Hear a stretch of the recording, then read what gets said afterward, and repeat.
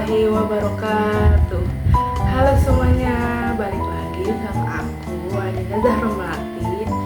Nah, di pertemuan kali ini aku mau menjelaskan atau merangkum materi dari kelompok satu lagi yang sudah dipresentasikan pada Senin kemarin tanggal 4 Mei dengan materi yang berjudul Public Speaking, Mental, Bahasa, dan Penampilan.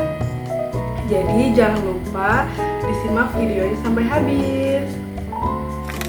Yang pertama ada persiapan mental, dimana kita ngebahas dulu persiapan mental ini penting banget. Karena kalau misalkan mental kitanya udah drop duluan, bakal susah tampil dengan maksimal dan dengan percaya diri.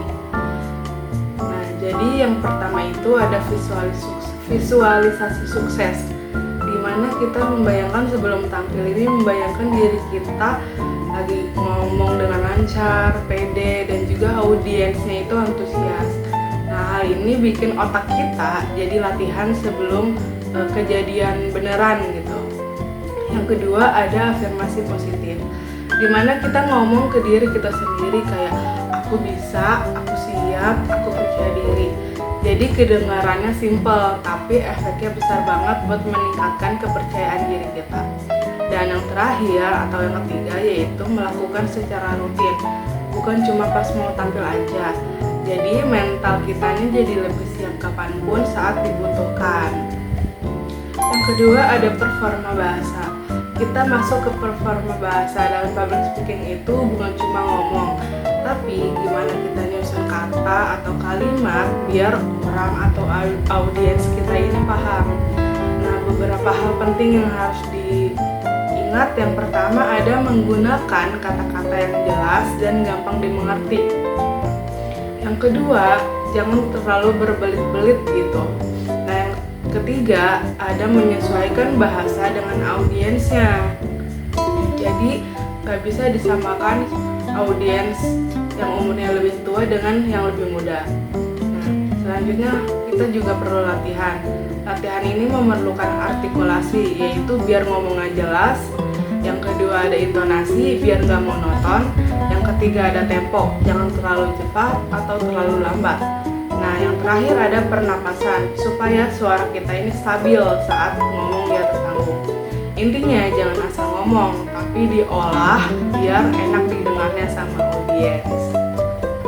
Yang ketiga, sekarang kita ngebahas bahasa verbal dan non-verbal, dimana bahasa verbal ini menyangkut memahami materi dengan baik, memilih kata atau kalimat yang tepat, dan mengatur volume suara dan juga penekanan dengan baik. Nah, selanjutnya ada nonverbal. Nonverbal itu bahasa tubuh kita. Yang pertama ada kontak mata, biar kitanya juga connect gitu sama audiens.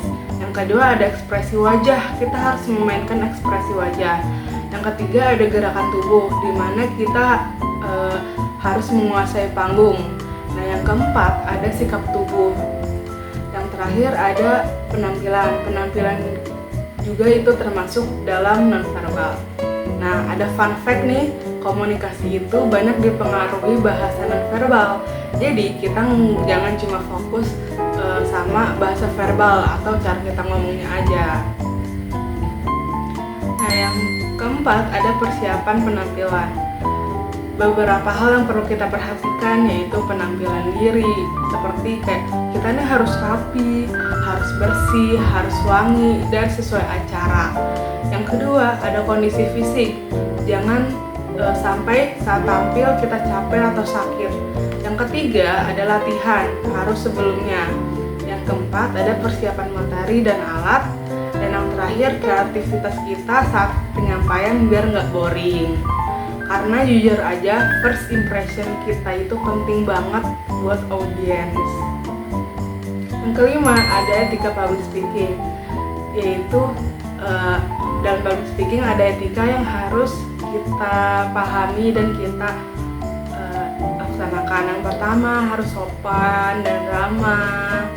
Terus kita juga harus menghargai waktu, jangan terlalu ngaret, jangan terlalu lama gitu, terus menggunakan bahasa yang sesuai, berpenampilan yang rapi dan wangi. Yang paling penting mau mendengarkan audiens kita juga gitu. Jadi jangan cuma audiens yang mendengarkan kita, karena public speaking itu bukan cuma ngomong tapi juga komunikasi dua arah antara speaker dan juga audiens. Jadi kesimpulannya, public speaking yang bagus itu butuh persiapan yang lengkap, mulai dari mental, cara ngomong, bahasa tubuh, sampai ke penampilan. Jadi kalau misalkan dipersiapkan dengan baik, pesan kita atau informasi kita bakal lebih gampang dipahami dan juga jadi lebih menarik. Semoga video ini dapat membantu. Sekian dari saya, kurang lebihnya mohon maaf. Assalamualaikum warahmatullahi wabarakatuh. Sampai jumpa di video selanjutnya.